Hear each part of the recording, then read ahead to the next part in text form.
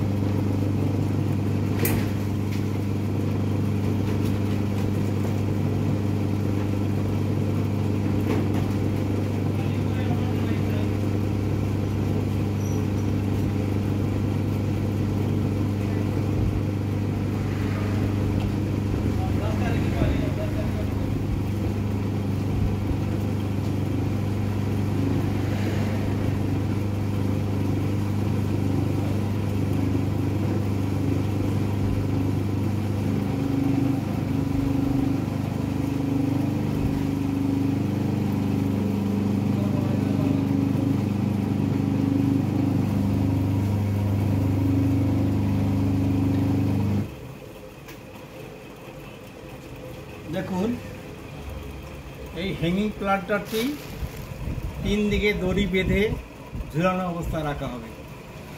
এই হচ্ছে তৈরির পদ্ধতি। যদি আপনাদের এই তৈরির পদ্ধতি ভালো লেগে থাকে তাহলে অবশ্যই আমার চ্যানেলটি লাইক করবেন, শেয়ার করবেন, কমেন্ট করবেন। আপনাদের অসংখ্য ধন্যবাদ।